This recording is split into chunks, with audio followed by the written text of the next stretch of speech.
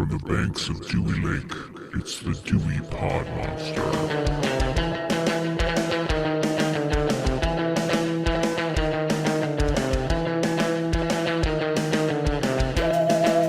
All right, we are back. This is John. I am the host of the Dewey Pod Monster podcast. This is your weekly podcast about consumption, usually about other stuff. Anyway, with me as always this week is Sean. He is the host of the Dewey Pod Monster podcast. He is also the host of a YouTube channel and the authority on Michigan craft beer. Sean, how are you doing this evening? Good. I almost started laughing during your intro. I'm watching your dog in the background. He looks like he's having a time. He's chewing on a blanket and a pillow, and this is why we get these things. So, yeah, that's the entertainment that I have on a nightly basis, is watching him destroy things. How are you doing? I'm not too bad. It's Friday. We're recording this on a Friday. You can't have a bad time on a Friday unless you die or something. I don't know. I had a pretty rough Friday last week. It was like half rough. The other half was good. So the work part kind of sucked. Then I went to drafting table and I felt better. And then you had the rest of the weekend. Yeah, this is true. Yeah, could be worse. Could be Monday. That's true. So this week's a little different for this episode. We kind of are recording this in a shorter turnaround time than what we usually do. So I don't think either of us really had time to catch up on much of anything. But we are going to kind of test the waters on something a little bit different and talk about a television show. We're going to talk about the series that is on Netflix. It's called Cobra Kai. For those who are not familiar with it, the basic premise of this show, without going too much, is take a bunch of old nostalgia characters from The Karate Kid and then pump them into this plot, which is essentially any problem that can be caused by karate can be solved by karate. That's essentially what this show is all about. That's true. Yeah, you think about it, you take the characters from the original Karate Kid movie, mostly one, at least at the beginning, it's mostly one. We have Johnny Lawrence, who's the antagonist. We have, what the hell's his name? Ralph Macchio? Yeah, what's his name? Daniel Larusso. Danny, whatever. Yeah. So, and then we have Daniel LaRusso. I almost called him DeLaRusso. And he is the good guy in the Karate Kid movies, and Joey Lawrence is the bad guy. He belongs to the dojo for Cobra Kai. Daniel's son belongs other way around. Yeah. Yeah, Miyagi-Do, who was his teacher was Mr. Miyagi. And this show kind of starts with, if you haven't watched it, it started as a YouTube Red thing, I think, right? It was like the first YouTube Red series or one of the first YouTube Red series. It didn't start on Netflix. I think so. And I think Netflix saved it because they didn't have money or something like that. They were going to cancel it after 2 seasons or 3 seasons. But anyways, it's like 20 years. I don't think it went that long. I think it was just 1 season on before Netflix picked it up. We should have really done some research on this. But anyways. That's not how you podcast. That's true. That's the wrong way. It's all by the seat of our pants here, this fly-by-night operation. Right. But anyways, it's like 20 years down the road or longer, probably 30 years, right? That everything kind of starts to kick off. The show starts with a new kid moves to town. It very much mirrors kind of like the Karate Kid, the original Karate Kid kind of movie, where Daniel moves into a new town from New Jersey and he moves to California. And this kind of follows the same thing. A kid named Miguel moves into this new town, into the valley, into Reseda, and he has to go to high school. He has to make new friends. So it's this whole kind of coming of age story. He gets picked on by some bullies. Johnny Lawrence sees that he's getting picked on. He defends the kid, and he decides he's going to start his own dojo, which turns out to be Cobra Kai. He calls it Cobra Kai because that's what he knows. And this kid, Miguel, becomes his first student, and Daniel's son soon starts to bring on students of his own into his dojo. Did I miss anything? It's been a while since I watched season 1, but I think that's close enough. And the only reason thing I would kind of add with that is Daniel's son, just for whatever it's worth, only can see Cobra Kai as some imminent threat. Whether it's warranted or not really doesn't matter. He just, from episode 1 of this show, is out to destroy Cobra Kai, almost to a fault, like to a character fault. And we'll get into it, but I really feel like by about the 4th season, like there's a lot of times where I find myself watching him like, dude, don't you have some fucking adult things to do rather than worry about this fucking like kids dojo and this like gang war that you've instigated over the course of 4 or 5 years? or however long the show's supposed to take place in. Well, I think the show's actually only supposed to take place in a couple years because there's 2 tournaments. But we should say that like Daniel has springboarded from his winning the All Valley Championship 2 times to becoming this really successful auto dealer. He owns a dealership that's very successful. He markets himself as being the All Valley champ, karate champ back in the 80s, where says shit like kick the hell out of the competition. Yeah, kicking the competition or whatever. And Joe, and I want to call him Joey Lawrence. Johnny Lawrence is he's kind of a down on his luck kind of guy. He works odd jobs. He's a shitty dad. He was a bad husband. He's a drunk. And his car is falling apart. He's practically homeless. I mean, he lives in a dump.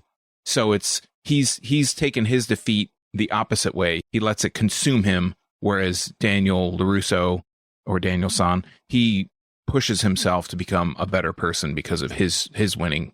So that show kind of starts the first, we can kind of go over the first season real quick. So Johnny has a son who he knows him, but he never raised him. He didn't really help him out much. And this Miguel kid that he trains becomes his like surrogate son. He's like the son he never had. And Miguel doesn't have a father figure. So Johnny becomes the father he never had. His actual son looks a lot like one of the kids from Boy Meets World. And every time I watch this show, I'm like, there's no way that could be the same kid from Boy Meets World. That kid's got to be like 50 now. You're thinking of like Hunter Strong or somebody? Plays Sean, I think, Sure. in Boy Meets World. Yeah, it's like not the main character, like the sidekick, the bad character. boy. Yeah. Who's not a bad boy at all. And that's kind of what he is he's about as bad a kid as he is in this show. I would say Boy Meets World kid is like the Will Smith happy rap of bad boys, whereas like Johnny's son, Robbie Keane, is like, he's actually, you like how I cut that in there? He's actually cut that in perfectly. Yeah, he's he's not really a good kid though. He like robs places or he does his little schemes so he can make money. He's not a bad kid in the sense like he's going out and, roughing kids up beyond repair. It seems like he's doing what he has to do to, kind of get along. Whereas Miguel falls in with this kind of group of nerds and he gets bullied. So he gets bullied a lot and he wants to learn karate so that he can defend himself. He kind of brings in a couple of his friends that he just meets at school.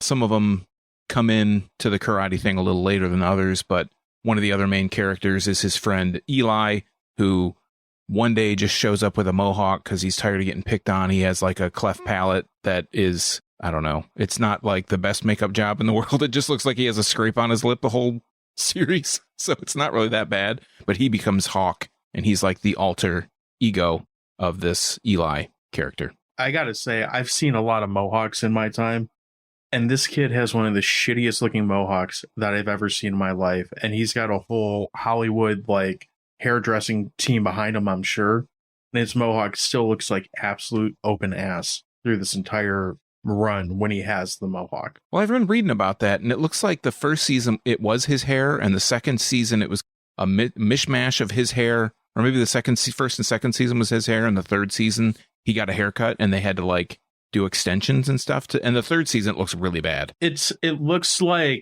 think it looks like this in all seasons. So there's 2 ways you see people kind of get mohawks. There's people who have like weekend mohawks where their hair is still like presentable when they have to go to work or something like that. And that's kind of what he looks like. And then there's people who commit and they kind of shave up and, do what they need to do to make it look like an actual mohawk. His looks like shit through this entire run when he has it. And if I remember right, it pretty much goes away by the mid-4th season or something. Because don't they like cut it in some like active teenage vandalism or something? Yeah. But I was glad to see it gone. One, because I was hoping he would stop calling himself Hawk, even though he only half-assed did that. And 2, it's just such a terrible looking mohawk. I had a mohawk in high school. Senior year, it was kind of like it was I didn't wear it as a mohawk though. I kind of wore it like the the comb over thing. Well, the part a little bit. That was the fashionable thing in the mid '90s to do. Kind of like the bully on the show, Doug. Maybe I'm not that old. I'm not that young. I mean, I'm that old. I'm not that young. So the first season, this whole like karate thing is really a way for these kids to transform from being the nerds to transform from being nerds into being more confident. The whole season culminates in the first All Valley tournament where basically it's these other dojos and then Cobra Kai and Miyagi-Do. Miyagi-Do has 2 students, Robbie Keane as being Daniel's student. Protege. Yeah, protege. That's a good way to put it. And Miguel being Johnny's protege, his student. So they face off in the finals. I don't know. I really enjoyed the first season, showing that while Daniel is very successful, he comes across as being a total douchebag. Stupid. Yeah, he's just so driven by this petty karate thing. Like, Cobra Kai ruined his life, and if he didn't take care of it, then he could have spun out in this whole different direction. He almost went the Darth Vader way of the dark side. And then Johnny is redeeming himself because he was this dirtbag shithead, and he's trying to become a better person. While in the first season, he's still a drunk, and he does like the gritty training and stuff. He has moments of that throughout the majority of the show. Not so much in season 5, but really up to that point. He has moments of him just being a complete like shithead through most of this series. And I'm actually of the opinion that's one of the things that makes him more likable than he seems Danielson, more real. because he seems more real and just at a much more simple level. He doesn't annoy me. Like, I was never a big Karate Kid fan, even with the first 3 movies. I always found Daniel Larusso to be just a really obnoxious character. So seeing him as an adult who is still obsessed with Cobra Kai and all this, I was just like, I never really found a reason to like him all that much. I have to say, with Karate Kid, like when that movie came out, for me, the age that I'm at, Karate Kid was like 85 or 86 maybe. So I was 10 or 11. Sure. It became a big phenomenon. Like it was huge in the box office. It really kicked off this, no pun intended, this whole karate craze culturally, pop culturally, but also in my neighborhood and all the kids. Yeah, we're going to do karate. So it's cool that a series like this can come and show you. I mean, there are so many series that it would be really cool to do this kind of treatment to be able to see not only where are these actors now, because William Zabka, aka Johnny Lawrence, like he's been in stuff, but he was like really popular in the time of the Karate Kid. He was in a ton of 80s movies as being kind of the shithead, the shitheel. But, you didn't really see him much, and he popped up here or there. And I know when Ralph Macchio was on Dancing with the Stars, Billy Zabka he was like in the audience or something, kind of like antagonizing Ralph Macchio.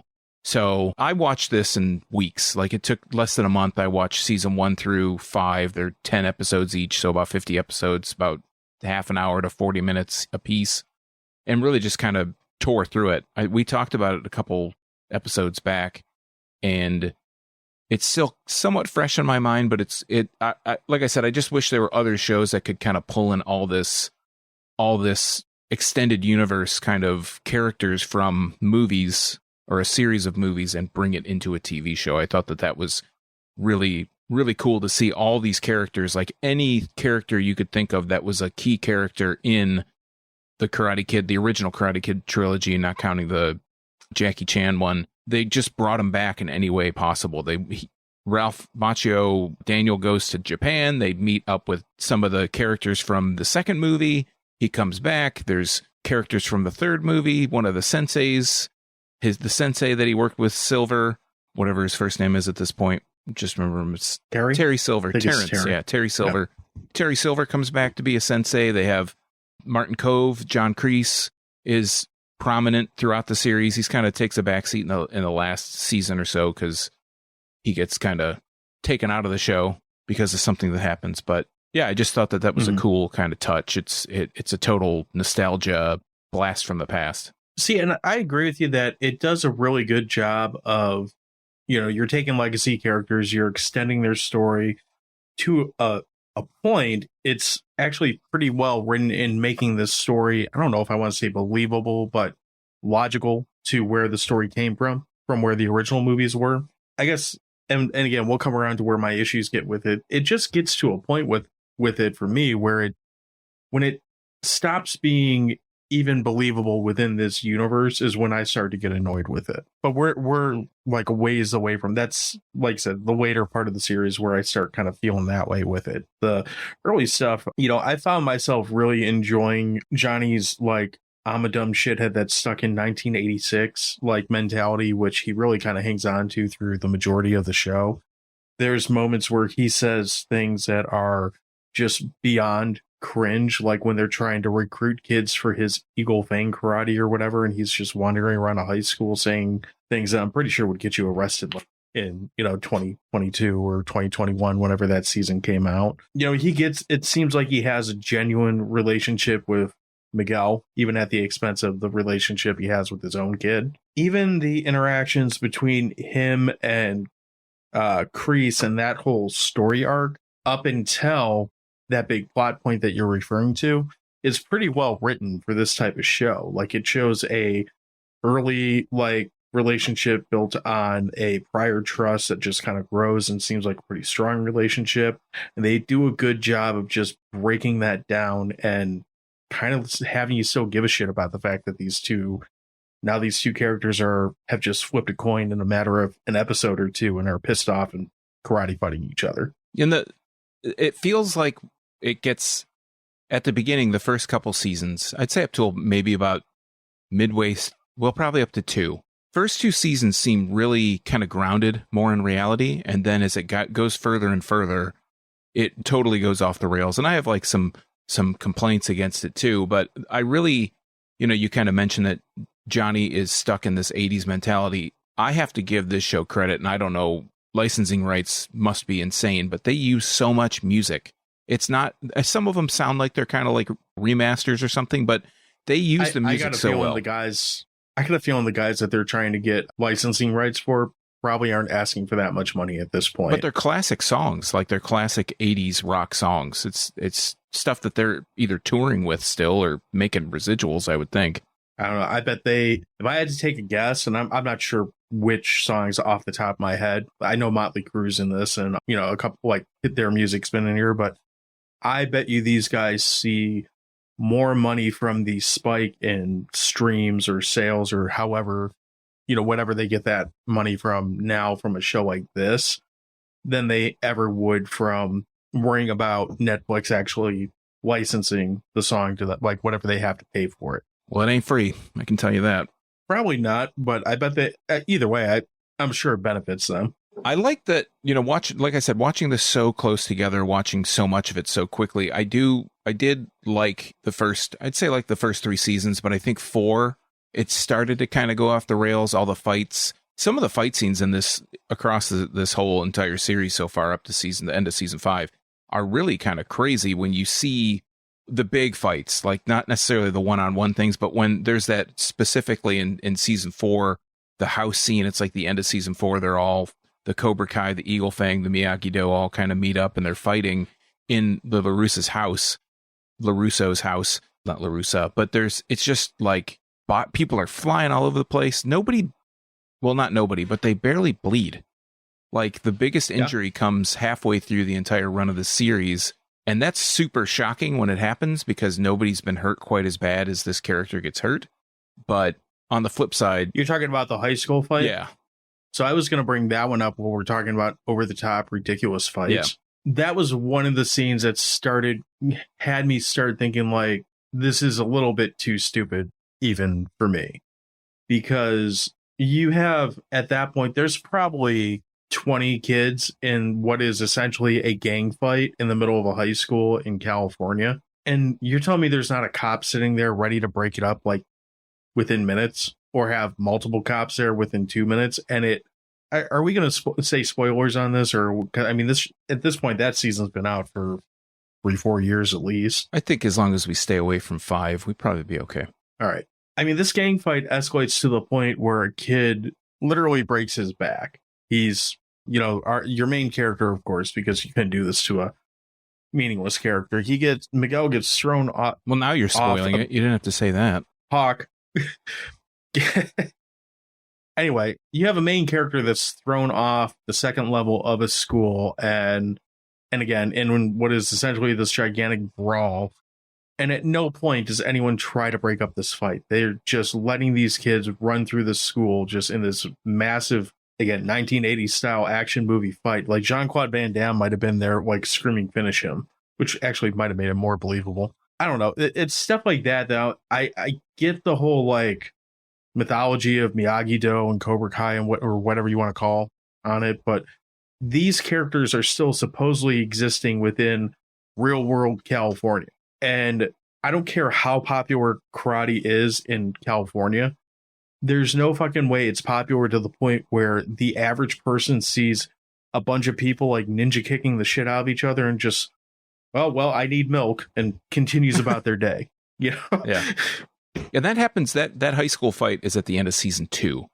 So that actually, I was thinking it was 3 for some reason, but that is almost like the clear line of demarcation where it becomes more of this somewhat grounded in reality into goes off the rails and totally becomes this like kicking drama, like this. It's an action movie. Yeah. And it becomes, it's very, everything that exists outside the world of these people kicking each other is super thin. And it's just to service more fighting, more karate.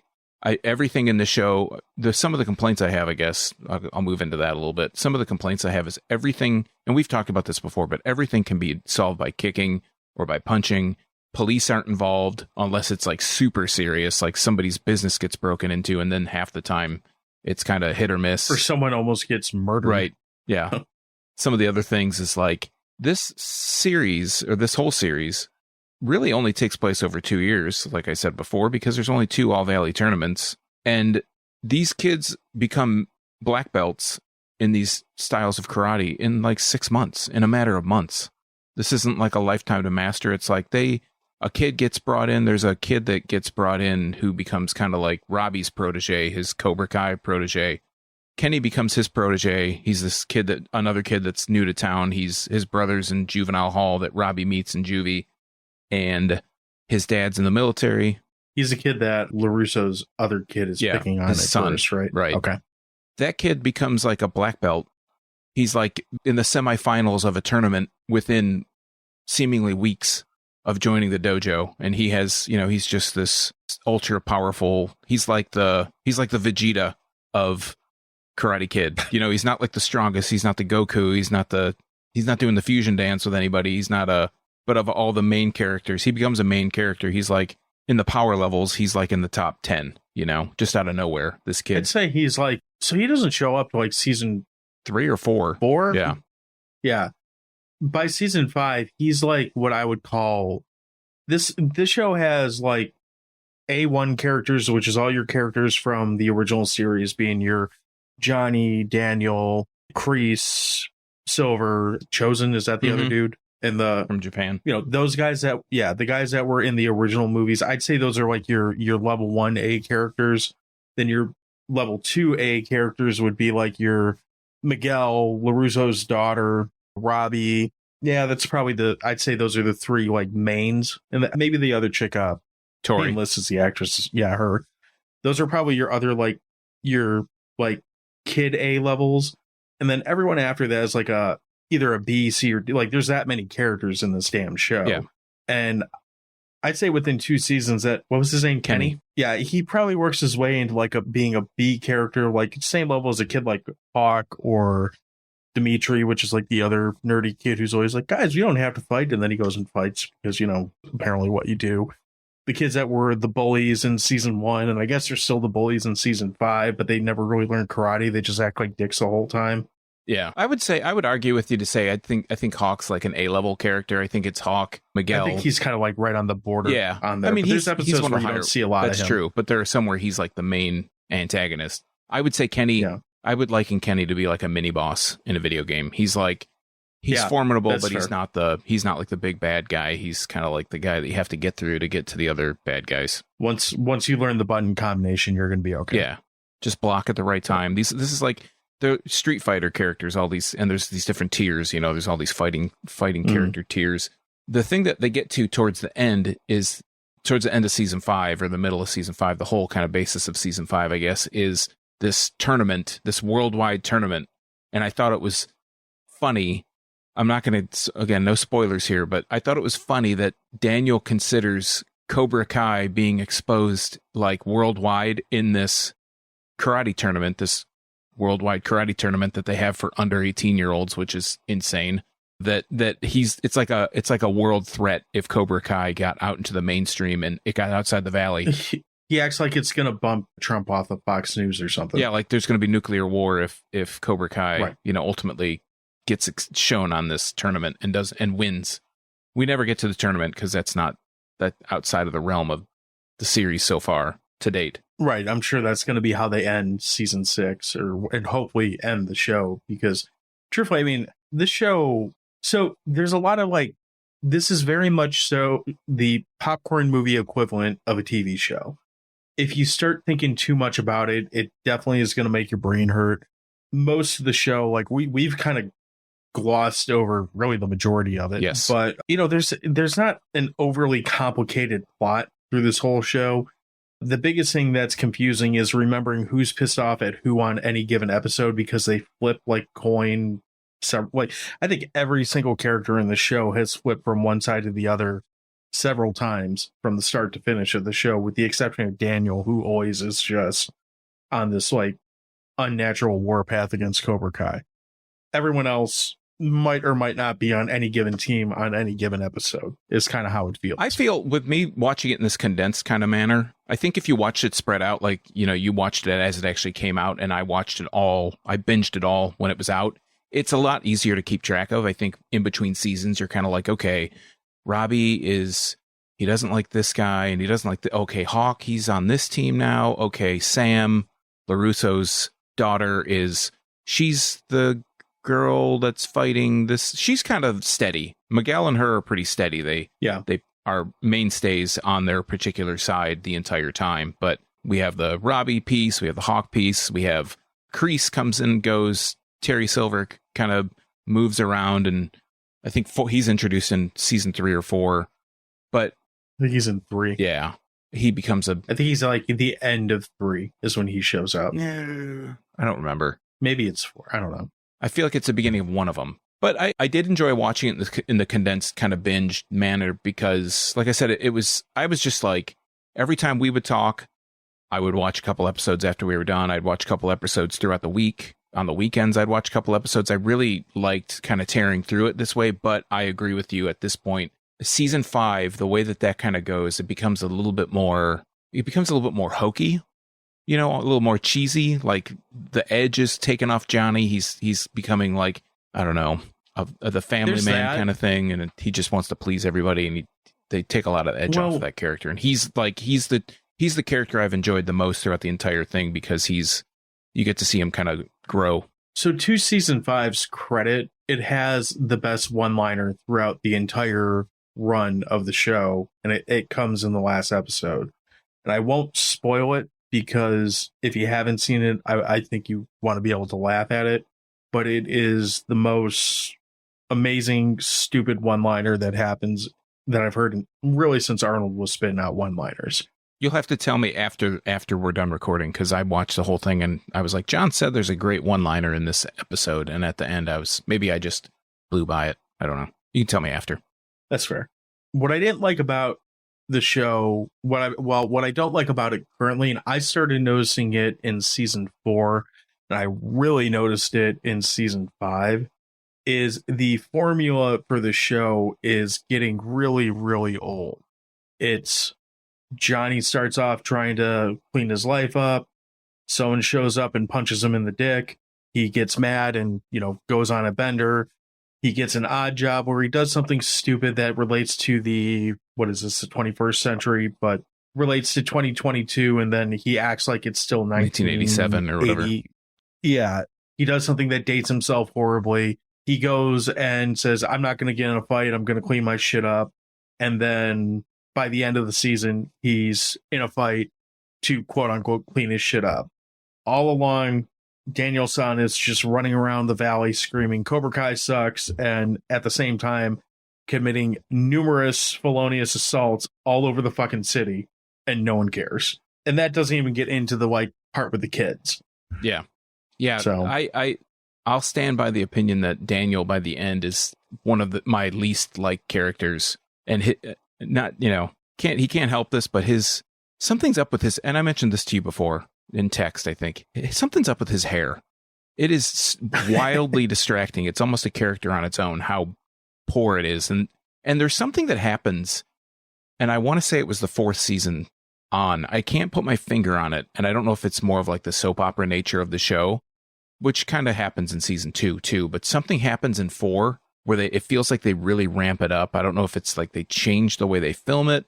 It looks a little bit different. The tone is like a little bit different. I don't know if the writers changed, or that might have been when they left YouTube and went to Netflix and they had to do something for that, but it kind of... They had to pay writers. Well, I mean, but it's a solidly written show. It's not, the performances are all great. It's not anything where the characters are inept or they're written poorly. It's just, it's something I can't explain happens. I can't put my finger on. I will say it's mostly a solidly written show. There's some character arcs that are really not well, like this is a little bit of a spoiler part of season 5. It doesn't really pertain to the end, so I'm not going to shy away from it. Skip ahead 5 minutes. I don't even know if it'll take that long. Skip ahead 30 seconds. Well, John's anyway. taking forever. Skip ahead 5 minutes. You make me laugh. It's going to just take longer. I think it's really funny that after, we'll say 18 months, just for the sake of argument, of, watching her husband get the shit beat out of him and beat the shit out of people back and forth, Larusso's wife finally leaves him for like an hour. Yeah. And all she does is go back home to her mom, meet up with some girlfriends, and go and get in a fucking bar fight. And she's like, oh my God, Daniel's right. You do have to kick some ass sometimes. She just comes back like nothing happened. Like, you go ahead and fight these fucking terrorists or whatever. You have my blessing now. Right. That to me, I was like, I don't know if the people who write the show have ever been in a relationship, let alone married, but that's not how that works. When she's pissed at you to the point of leaving, she doesn't go in again a bar fight and then say, oh, you can go get in fights now. So, I see where you're coming from. Getting all the bar fights you want. A bar fight where her child beats the shit out of someone in said bar. Yeah. That's not how it works. So. And I have to skip ahead 3 minutes because I'm going to give a little mini, not a spoiler so much, but I'll be vague about it. Whenever this is going to be the end, even though they've already said, I think that 6 is pretty much the end because all these characters are aging out of these roles anyways. Yeah. But when you introduce a baby, I don't know how much that matters the way they're going into this new like world tournament and doodah thing. They're all under 18. When you introduce a baby, that's the death knell of any show. This is like Family Ties. They introduce the new little kid character, the baby, show goes off the air. Growing Pains, introduce the baby, show goes off the air. Married with Children, introduce the baby, show goes off the air. That's like the classic. Didn't they do that on Fresh Prince? I don't think so. I didn't watch that after the first like 3 seasons. When they changed Aunt Viv, I didn't watch it after. Yeah, that's when I stopped. I was like, nah, I'm good. Well, that's when I stopped really. It was on a lot because, back then we didn't have like Netflix. We just watched. You had 4 channels, 5 channels. Yeah. The other complaint I have, Martin Kove looks in the face to be a good age. He still looks like that kind of hard-on looking dude. His physique over time, and I know he's like 76 years old now, he looks like an elderly woman. He just has that kind of like teetering pear shape, apple shape or whatever, and he kind of teeters around. He looks all frail and old. And when the stunt double that they use for Martin Kove is the most he's like a cat. He is the most agile human being on the face of the earth, but they only show him from the back with that awful old lady wig, and he's kicking ass and shit. And meanwhile, they show Martin Kove turn around. He's all shriveled up, and he's like barely able to walk off the stage. It's just it's funny you could do a drinking game and get pretty ripped if you drank every time you spotted the double. I mean, there's quite a few drinking. You could probably get alcohol poisoning if you started the right drinking game with this show. But I don't know, the things that I think the show gets right most of the time, and it's Netflix, so they can kind of teeter with this. I feel like in the last 2 seasons, show episodes run longer quite often, but especially in the first like 2, maybe 3 seasons, you're coming in at like 25-30 minute episodes pretty routinely, and that kind of makes getting through a season pretty quick and easy. Yeah. I think that's the strongest point of this show, is for all the things I've said that get on my nerves about it, at the end of the day, it's an easy one to kind of, like you said, you watch 2-3 episodes and you just go about your day, go to sleep, whatever you got to do. It's pretty digestible to get through. Yeah, and everything I've said about the negatives or the questions I have are really nitpick. Like, I really genuinely enjoy the show a lot. What was the other point that I was going to make? I mean, I keep watching it, so I must enjoy it. And I'm at the point now where I'm like, well, I'm 5 seasons in. If they're only doing one more, I might as well see how it ends. You might as well just start it over and watch it again. I mean, I don't think I'm going to do that, but it's not out of the realm of possibility. I just think the characters, that they're all mostly kids. You get to see them. Kind of, we talked about Stranger Things a while back. I was watching the new season of that. It's the same kind of thing. You get to see these characters. A lot of them are younger when obviously they're all younger when the show starts. Even the adults are younger when the show starts. Go figure. But you get to see them kind of mature. Aside from Johnny's getting younger as he goes through the show. The thing I was going to say is, now that I've watched it all, and I kind of, I don't know, something got into my YouTube algorithm. Maybe I looked up something like, is this kid's hair real? Is there like behind the scenes stuff of how they do some of the stunts? Is Hawk's hair real? My YouTube algorithm feed has been like inundated with Cobra Kai stuff, and I kind of don't like it. Like, I don't really need to hear from these people in real life to see how they are, but that's like all my YouTube shorts that scrolling past the top like 8 videos are all Cobra Kai related people. Or what did so and so say to this person? Do these people know each other in real life? Here's a BuzzFeed do the video. Actors that work with each other know each other in real life? I think they probably do. Yeah, they're all the same age mostly. I mean, they probably hang out afterwards.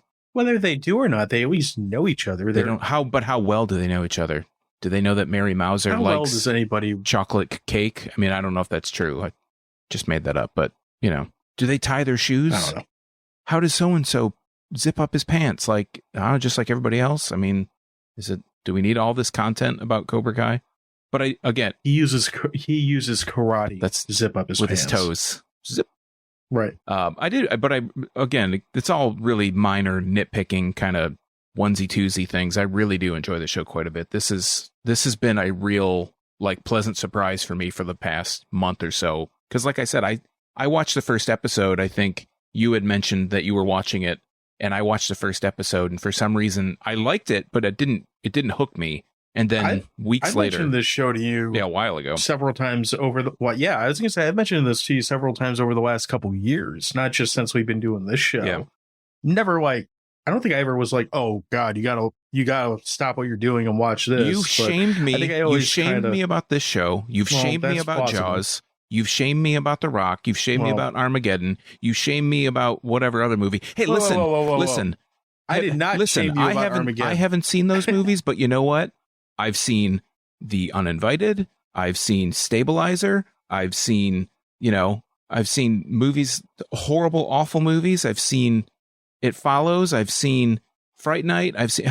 Can all these people say that they've seen Indonesian 80s action movies? No, I've seen those. When did I shame you about Armageddon? You shame me about Armageddon every time I talk to you. You're always like, I can't believe you haven't seen that movie with Billy Bob Thornton, Bruce Willis, Ben Affleck, whoever else is in it, because I haven't seen it. You always shame me about it. You bought me a shirt. You had a shirt drop shipped to me. It says, I haven't seen Armageddon.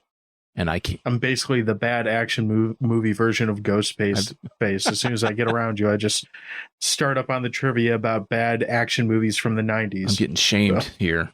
Feeling shame. Anyway, yeah. I don't know. I think we've kind of rambled on about this. And is there anything you want to kind of add into it since we're caught up on season 5 at this point? Or no, there's not really much to add. I'm looking forward to 6. I don't know when it's going to air. I think season 5 just came out in September, didn't it? Maybe late August, September, something like that. It was right around the time, whatever the first week of football was, that's the week that it came out. Yeah, so I am looking forward to the last season. I'm looking forward to seeing how it closes. I have a pretty good idea. I mean, good guys always win, right? Bad guys always lose. So I have a feeling that's probably what it's going to go like, but you never know. It'd be kind of funny if it was just like a straight up Mortal Kombat match and Cobra Kai just had like severed heads, I will say, I guess one last thing. I won't spoil anything outright, but the last big fight of season 5, I for sure thought someone was dead. And I was like, how are they going to get away with that? Oh, yeah, I thought so, too. Yeah. In fact, I'm actually kind of disappointed that he wasn't. Yeah. Yeah. I think so without spoiling anything. We don't have to even expand on names. This guy gets... yeah, go ahead. Say what you're going to say. I'll edit you out.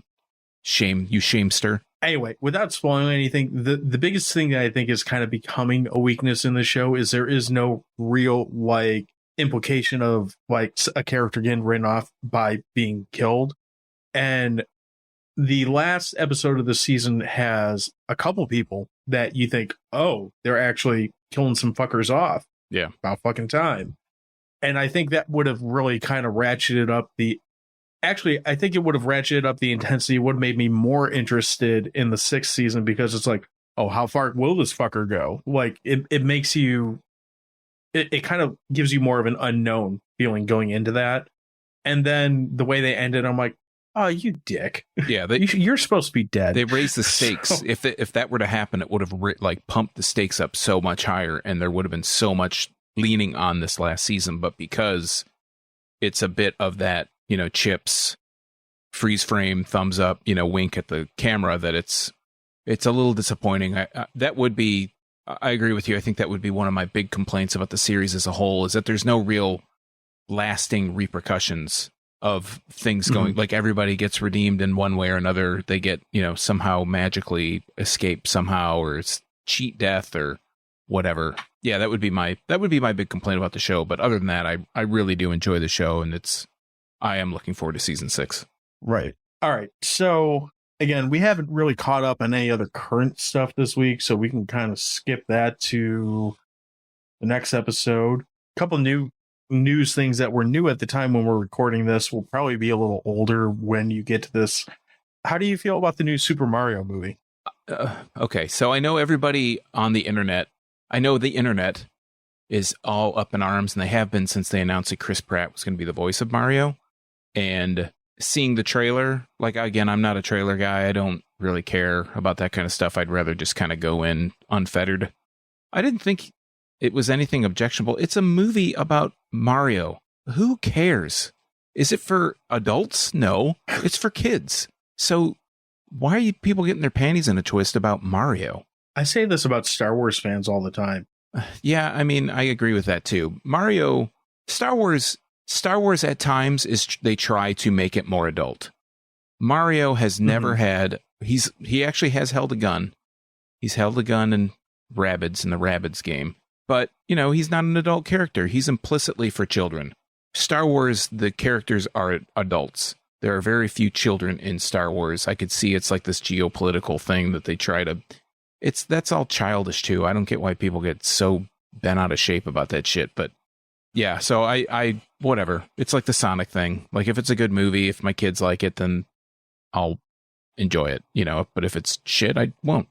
I didn't watch the trailer because truthfully, I don't care. I'm not really a video game guy at this point. And I can't think of a video game movie that's been adapted to, or a video game that's been adapted to movie well. Sonic was pretty good. The first one. I haven't seen that, in fairness. My high bar is Doom, and it's not so much because it's a good movie. It's actually the opposite because it's not a good movie. I kind of found myself laughing at it a lot, especially when The Rock turns on the cheat code at the end of the movie. I thought that was pretty funny. Does he pull the console down? I haven't seen that either. You're going to shame me about that? Jesus Christ. No, but we might do an episode about it at some point. We should. So, I'd be down. Yeah. Anyway, I can't think of if there's a video game movie that has been made that is good, I'm not familiar with it. Mm-hmm. I'd have to think pretty hard about that. I guess the Pikachu movie was pretty good. I didn't especially enjoy it. Is that a video game movie? Yeah, Detective Pikachu. I thought that was like a anime book or something.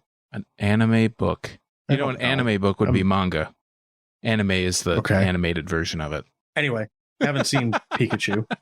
I didn't like any of the Resident Evil movies. I kind of hated them all. Bad. I mean, they start bad and just get to the point of like, I don't even know if we could do episodes on them that kind of bad.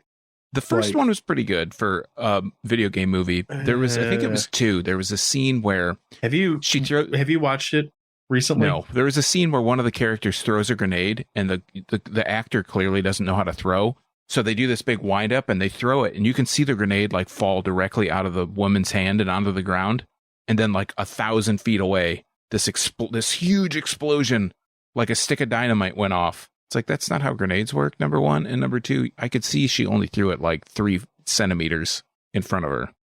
You're not fooling me. She threw it to the CGI spot. She didn't even throw it that far. I had the first one on probably like 2 years ago. Just kind of like, I haven't really given this a fair shot. I think I just got like nerd rage at it for no real good reason.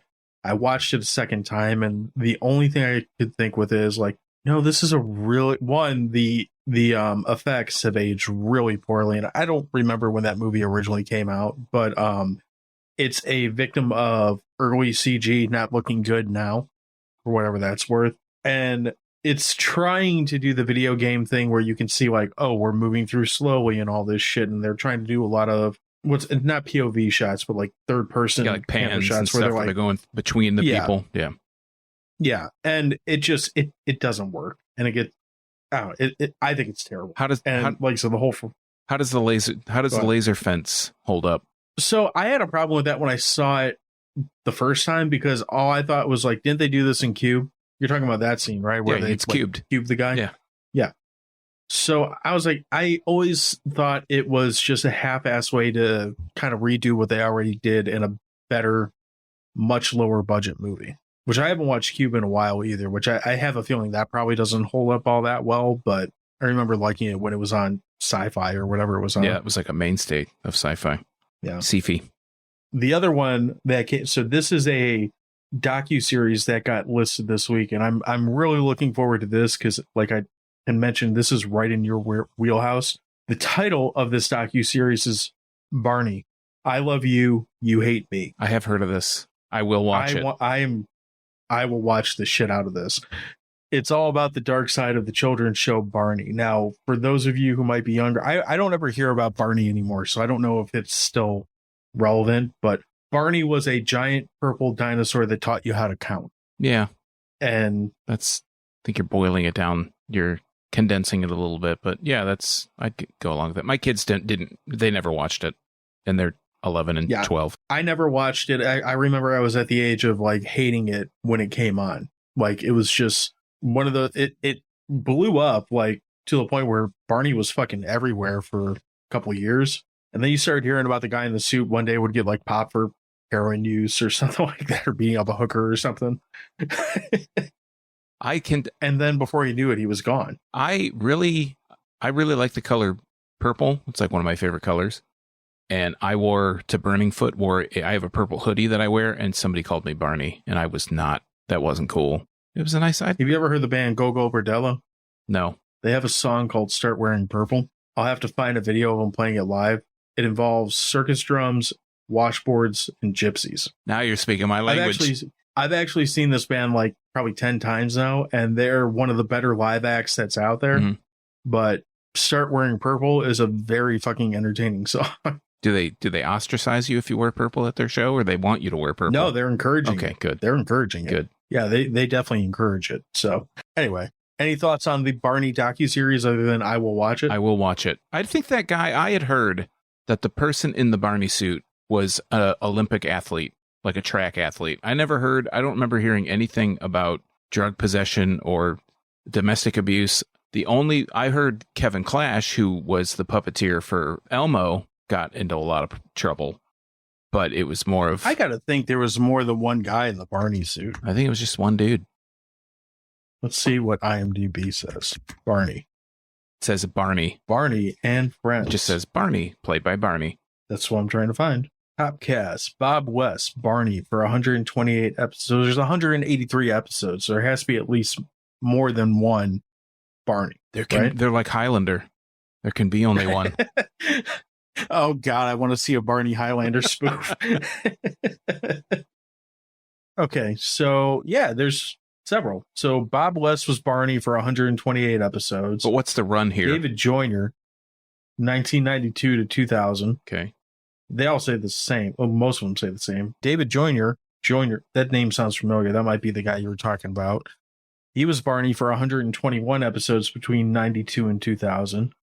Dean Went was Barney for 120 episodes between 2002 and 2009. Carrie Stinson was Barney for 120 episodes between 02 and 09.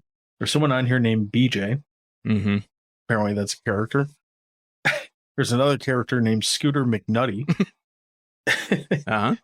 Sounds very wholesome. So there's 4 different actors and maybe an actress, I don't really know, that have played Barney over the years. They beat the shit out of those people. There were 4 yeah. Barneys? Why would you quit that job? Why does David Joyner sound familiar? If it was Easy Street, why wouldn't they continue to do it? David Joyner was also in Hip Hop Harry, some show called Angel from Hell. Huh. This is good podcasting right here. We're just looking at IMDb. Yeah, making faces, staring at our screens. Yeah, good stuff. I don't know. That to me, like, I don't care how long it is. I will watch every single episode, like, with popcorn and a beer, just enjoying the shit out of the Dark Side of Barney. Is that going to be on Vice? Is it going to be like Dark Side of Wrestling? Dark Side of Comedy? You're going to have Dark Side of Barney? I don't know. It's not actually called The Dark Side of Barney, I don't think. I love you. Official trailer. It's going to be on Peacock. It's disappointing. Everyone's favorite streaming service, Peacock. That most of us don't even know we have until Halloween comes out or something. Yeah, that's kind of disappointing. Well, I guess at least on Peacock, they don't have to censor anything, right? I don't know if they show everything on the free tier. I don't know. They didn't censor anything with Halloween Kills, and that's got as much violence as any movie that's come out recently. Well, any big movie that's come out recently. So at the time of this recording, I Love You, You Hate Me, T-5 days. Oh, that comes out that quick? It says October 12th, first episode. We might have to do a full-on episode just about Barney, I Love You, You Hate Me. Okay, let's do it. Sold. Anyway, do we want to do hot dogs for Cobra Kai? I mean, we kind of skipped around a little bit. Do hot dogs get the same scale as for movies or for TV as they do for movies? No, I don't think that we really have to talk about hot dogs with this show. I think that, we've already said that we really like it. It's a show that you should watch. If you have any nostalgia for Karate Kid, you'll get a kick. Oh, geez. These jokes write themselves. You'll get a kick out of it because they bring up all these characters that you recognize from the movie series. So, that's my recommendation. Honestly, I would say if you just like old, like 90s style action movies, you might as well watch this. It's not something to overthink. It's not overly complicated. It's just a lot of fighting and the occasional, like, it gets a little 90210 at times, but if you can deal with it's like a teen drama mixed with people kicking each other. So if you can deal with that, you'll like it. Yeah, that sounds about right. While you're doing that, you can, tweet us. Let us know what you thought about this episode, because this is the first time we've really attempted anything involving TV. And truthfully, we've been kind of behind the scenes chit-chatting about how to talk about television shows on this podcast. So if you have any ideas on how we could do it, whether it's talking about seasons, episodes, doing an overview, we kind of did an overview on Cobra Kai today, but if we could do it better, let us know. You can let us know that at our website at crap.town. There's options for feedback there, like messages and so on. Of course, you can always follow us on social media. We are at Dewey Podmonster on pretty much anything that you can be at. More quips. Follow us there. You'll probably be talking to me on there, but I don't know, Sean, maybe he'll pop in one of these days when who knows? I don't think he will. Sean, what do you got going on? Not much. You can find out more about my beer news and reviews, youtube.drafttherapy.com. You can find me on all the social medias at Draft Therapy. And let us know if you want us to talk about Andor. Right after we talk about Barney. Yep. Barney is top priority as far as I'm concerned right now. Clearly. So I didn't realize that show's coming out that quick. I'm going to have to go through and binge that before I watch Halloween. Well, it might just be episodic. It might be episodic. If it's Peacock, it might just be one at a time. So I don't know how many episodes this is supposed to be. I'll be as excited as I was for Game of Thrones. Oh, it says 2. They both come out on the 12th. That's kind of disappointing. I feel like maybe it's just Barney V1, Barney V2. I don't know. It's probably an hour and a half each episode or something. A limited series. So I kind of hope it's like a Simpsons take on a Barney, like behind the scenes thing, because shows like I know we were wrapping up, but I'll add this in anyway. I miss how the Simpsons used to I would watch the shows that the Simpsons would watch in a heartbeat if they were available. And one of them was, I'm pretty sure they did behind the scenes on Barney, where he had a 40 and like a paper bag and was smoking a cigarette and whatnot. Give me that. I'll watch it any day. Anyway, that's it. We're done. Follow us, like us, comments. We'll talk to you soon. Have a great week. Like us. Yes.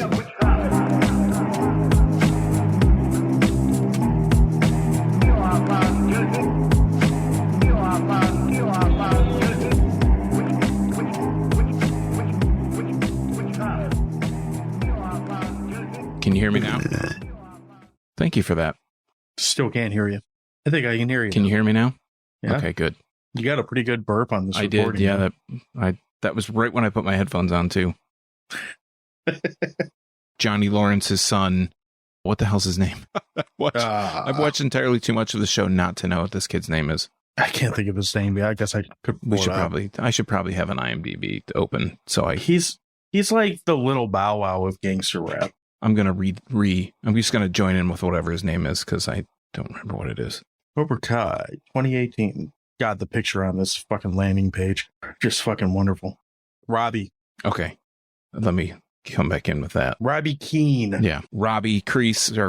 Robbie. What's the fuck's his last name? Keane. I'm at an hour and 10 minutes, and yeah, we have probably 10 minutes at least that we can cut out of this. Yeah. Okay. So skip the article. Yeah, just wrap it. All right. You already said that. Anyway. God, you just found your perfect quipping piece.